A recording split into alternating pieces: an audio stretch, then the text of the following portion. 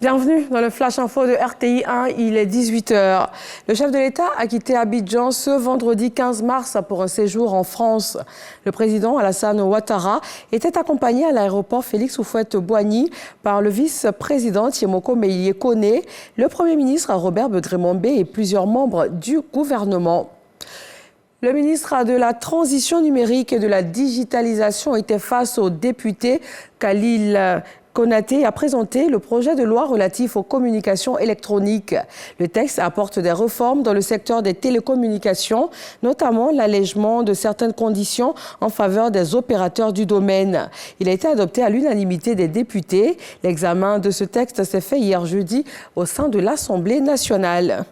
Et la 41e journée mondiale des droits du consommateur a été commémorée aujourd'hui à Abidjan, en ligne de mire des questions liées à l'intelligence artificielle, initiative du Conseil national de la consommation. Les échanges ont porté, entre autres, sur l'utilisation rationnelle des outils numériques et les problématiques relatives aux normes éthiques.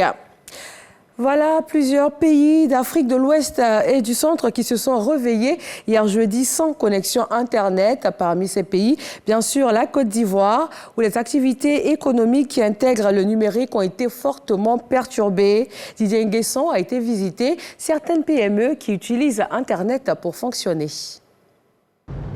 Daniel est chauffeur de VTC. Il a du mal à utiliser son application et reçoit difficilement les commandes de clients. Depuis 24 heures, son activité est impactée par la coupure d'Internet. Le VTC, ici, ça se passe avec l'Internet. Et comme ça, depuis avant-hier soir, l'Internet est un peu dérangé au niveau national. Et comme ça nous dérange, ça nous fatigue. Parce qu'avec ça, nous ne pouvons pas travailler. Daniel n'a pas pu réaliser la recette du jeudi 14 mars. Et celle de ce 15 mars n'est pas non plus garantie. En attendant le retour à la normalité, la recherche de clients devient un chemin de croix pour ce VTC. Les difficultés liées à Internet ont également été ressenties par cette PME opérant dans l'immigration régulière. Ce matin, l'informaticien est à pied d'œuvre pour connecter les employés à une nouvelle box Internet. Nous travaillons beaucoup avec l'Internet. Tout notre travail que nous le faisons dans les systèmes ou bien sur des plateformes. On va dire qu'on a été impacté à 95%. On n'a pas pu travailler dans nos différents systèmes. Nous travaillons avec le Canada et tous les systèmes.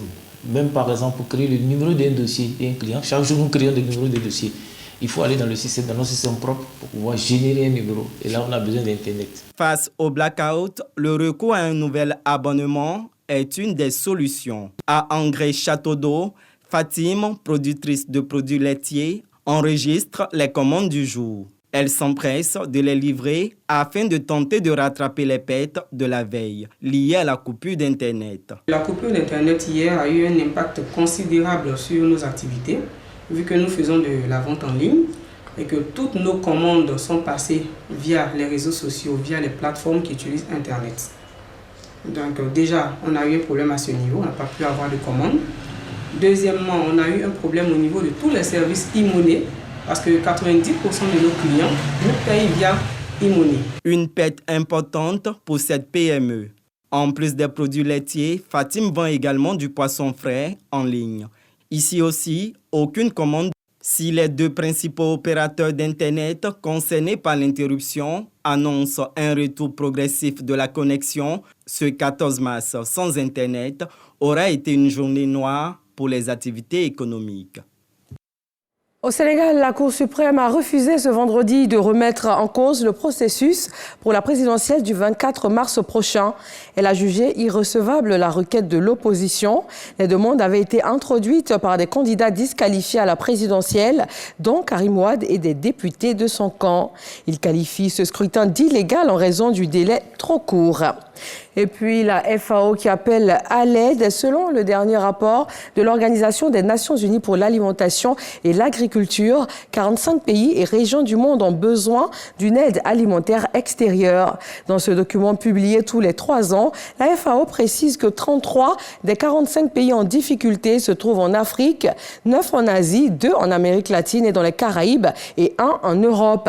À l'origine de cette insécurité alimentaire, les conflits au Proche-Orient et en Afrique Afrique de l'Ouest et de l'Est. Également en Afrique australe, la sécheresse qui reste une des causes majeures.